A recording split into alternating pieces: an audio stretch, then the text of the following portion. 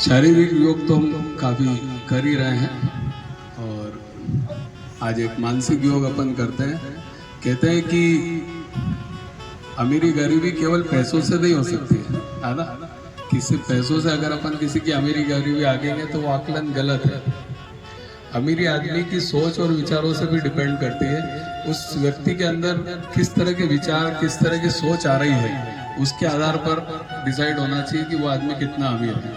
उसके पास अरबों रुपया और उसकी सोच नेगेटिव है, वो गलत सोच रहा है, उसका दिमाग गंदी बातें सोच रहा है, गलत बातें सोच रहा है, तो वो फिर अमीर नहीं है। ठीक है, तो आपके अंदर किस तरह के विचार आ रहे हैं, किस तरह की सोच आ रही है, वो आपकी अमीरी को बताती है। तो विचारों से अमीर बने, इसीलिए कुछ इस तरह की कहानियाँ, मोटिवेशनल कहानियाँ मैं आप लोगों के बीच लेके आता हूँ, जो आपको मोटिवेट करे और आपके अंदर अच्छे विचारों को पैदा करे, अच्छी सोच को पैदा करे, अच्छे सपनों को पैदा करे। आज की एक कहानी एक व्यक्ति तो क्या, एक चोर की कहानी मैं आपको सुनाता हूँ। देखिए, एक ऐसा चरित्र, चोर का चरित्र, चोर भी बदल सकता है जीवन में। तो एक चोर, घाटम दास उनका नाम था और जयपुर के उधर ही कहीं उनका निवास था। एक घाटी के आसपास वो रोज रात को बैठ जाते थे। लोग चढ़ते ना, घाटी पे चढ़ने में क्या स्पीड कम हो जाती गाड़ी की, तो लूटना आसान हो जाता है चोरों को। तो एक घाट सेक्शन था, उस घाट सेक्शन के पास ही उनका ठिकाना था। रोज रात को वो घाटम दास जी क्या है, चोरी का कार्य करते थे। अच्छा, वो उनका पुश्तैनी धंधा था। उनके फादर भी चोर थे, उनके दादाजी भी चोर थे, परदादाजी भी चोर थे। तो ये पुश्तैनी धंधा चला आ रहा था चोरी करने का। और उनका जो बच्चा था, उनको भी वो ट्रेनिंग दे ही रहे थे चोरी की, कि चोरी करना सीखे हुए। ये पुश्तैनी धंधा चल रहा था, रात का समय था। घाटम दास जी इंतजार कर रहे थे कोई अच्छी पार्टी आए तो उसको लूटूं। एक महात्मा का आगमन उस दिन होता है कि महात्मा उस रास्ते से गुजरते हैं। घाटम दास जी जो चोर होता है, ये उनको रोक लेता है और रोक के और उनको बोलता है, निकालो क्या है आपके पास, सारी जो भी राशि वगैरह जो भी है सब निकालो। महात्मा जी कहते हैं, हम तो महात्मा है, साधु हैं, हमारे पास क्या है, हमारे पास कुछ नहीं है। हाँ, तुम पैर पड़ो तो हम आशीर्वाद दे सकते हैं, वही भरा पड़ा है हमारे पास तो, कि हम यही आपको दे सकते हैं। चोर को, जो घाटम दास होता है, उसको दया आती है कि यार महात्मा है, इसके पास कुछ नहीं, चलो जाने देता हूँ इनको। वो बोलता है, वाह महात्मा जी, माफ करो, आप आगे बढ़ो, जाओ। महात्मा जी बोलते नहीं, देख, ये तेरा और मिलना इतनी आधी रात का मिलना, ये कहीं ना कहीं भगवान ने बनाया है इस सहयोग को। तो इस सहयोग को बनाया तो मैं तुझे कुछ दे के ही जाऊंगा, कुछ तुझे दे के जाना चाहता हूँ। चोर बोलता है, ठीक है साहब, दो। बोले, मैं कुछ ज्ञान, मेरे पास तो ज्ञान है, मैं ज्ञान दे सकता हूँ तुझे। तो बोले, यार तू एक काम कर, चोरी करना छोड़ दे। बोले, यार देखो महात्मा जी, आपकी नज़र में ये पाप हो सकता है कि मैं चोरी करता हूँ, लेकिन ये मेरा धर्म है, इससे मेरा घर चलता है, ये मेरा धंधा है। तो महात्मा जी बोलते, वाह चल ठीक है, तू चोरी करना नहीं छोड़ सकता, कोई बात नहीं, लेकिन तू एक काम कर, कुछ नियमों का पालन कर। मैं तेरे को 3 नियम देता हूँ, इन 3 नियम का तू पालन कर और बस यही मेरा जो रहेगा, यही मैं तेरे को देकर जा सकता हूँ। ठीक है। बोले, क्या 3 नियम बताइए। बोले, पहले तू कभी भी कुछ भी स्थिति आ जाए, कभी भी झूठ नहीं बोलेगा। कोई तुझसे कोई भी बात पूछे, करे कुछ भी, तुझे कभी भी जीवन में झूठ नहीं बोलना है। दूसरा, जो भी तू चोरी करता है, कुछ भी करता है, तो पहले भगवान को निमित्त करो, भगवान को अर्पित कर, और उसके बाद फिर उसका उपयोग कर, जो भी कर उसके बाद कर। तो जो भी चीज मिलती है तुझे वो भगवान को अर्पण करना है, उसके बाद उसका उपयोग करना है। तीसरा, तू कहीं भी जा रहा है, रास्ते में अगर मंदिर आता है तो तुझे उसके दर्शन करना है, उसकी परिक्रमा लगानी है, अच्छे भाव से दर्शन करना, भले कितनी परिस्थिति विपरीत क्यों नहीं हो, तेरे को कितनी जल्दी क्यों नहीं हो, कितनी शीघ्रता क्यों नहीं हो, पर तुझे मंदिर रुकना है और भगवान के दर्शन करना है, परिक्रमा लगाना है। ये 3 बातें उन्होंने, ये 3 नियम उसको दे दिए। उसने भी मान लिया कि ठीक है साहब, मैं चोरी करूंगा, लेकिन ये साथ में 3 नियमों का पालन करूंगा। ये वो नियमों का पालन करने लगा। बहुत अच्छे व्यापारी और ये लोग उधर से निकलने लगे और इसकी चोरी बहुत अच्छी होने लगी, इसका धंधा बहुत अच्छा चलने लग गया, बहुत पैसा आने लग गया। इसने कहा गुरु कृपा होने लग गई, या उस साधु को ढूंढते हैं जिन्होंने अपने को नियम दिए थे। उन्होंने बहुत तलाश किया चोर ने, एक जगह उनकी कुटिया आश्रम मिल गया, वो गया, उनके पाँव पड़े कि गुरु आपके आशीर्वाद से बहुत अच्छा काम धंधा चल रहा है और बहुत अच्छा कार्य चल रहा है और बहुत सारा पैसा भी वो आश्रम में लगाता है और इतना अच्छा कार्य चलने लगता है कि वो जितना भी लूटता है 10% वहाँ आश्रम में देने लगता है कि वहाँ भंडारा मंदिर बने और उसके लिए वो देने लगता है। ठीक है साहब, इस तरह कार्य चलता रहता है। लेकिन चूंकि अब नियम का पालन कर रहा था, गुरु कृपा तो होना थी। अब गुरु कृपा कैसे होती है उसके ऊपर आप समझिएगा, सुनिएगा ध्यान से। उसके मन में बैठे बैठे विचार आता है कि यार ये छोटी मोटी चोरियां मैं कब तक करता रहूंगा, कुछ बड़ा हाथ मारता हूँ, बड़ा काम करता हूँ जिससे यार मेरा पूरा जीवन अच्छा निकले और सब परिवार भी सुख शांति से रहेंगे। वो यार ये व्यापारियों को और इनको तो बहुत लूट लिया मैंने, अब राजा को लूटता हूँ।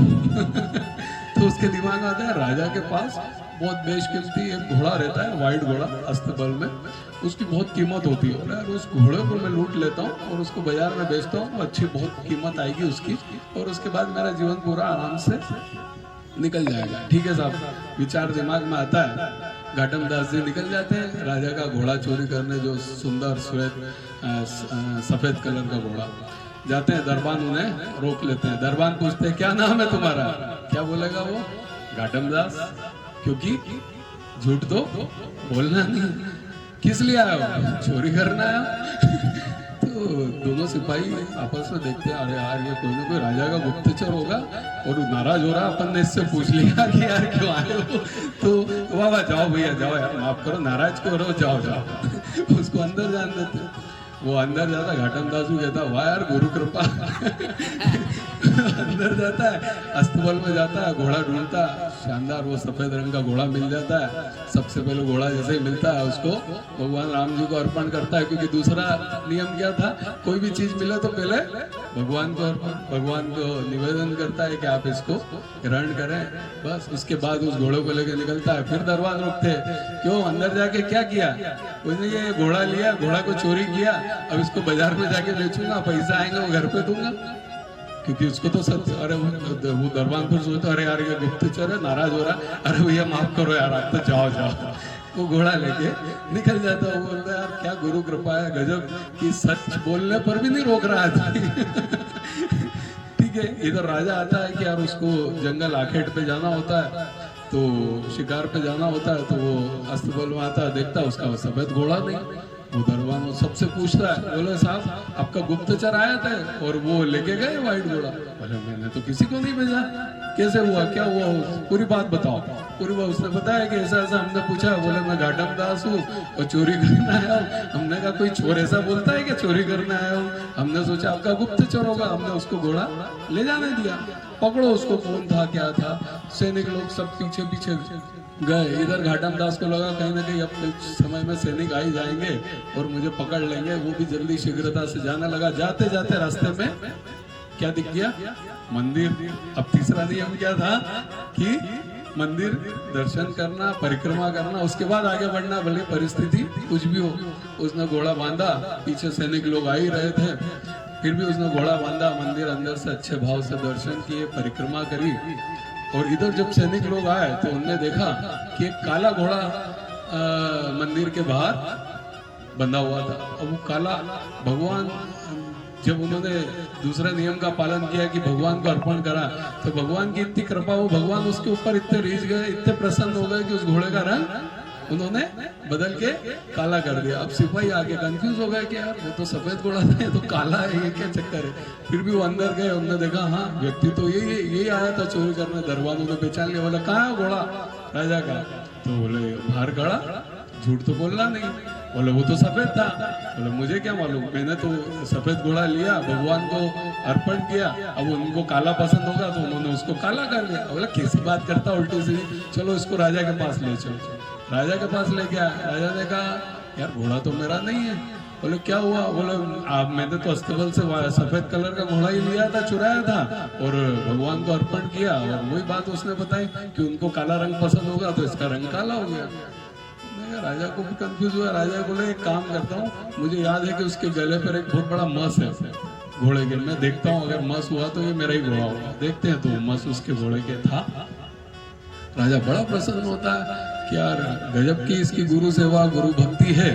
वो इतना प्रसन्न होता है कि उसको बोलता है कि हमारे राजगुरु का पद खाली है, आपको राजगुरु का पद हम देते हैं और आप तो ये जो बंदा होता है घाटम दास ये रोने लगता है कि अरे मैंने गुरु के नियम का पालन किया, चोरी करते हुए भी गुरु के नियम का पालन किया, फिर भी भगवान ने मेरे ऊपर इतनी कृपा करी कि आज मुझे चोर से राजगुरु का पद मिल गया।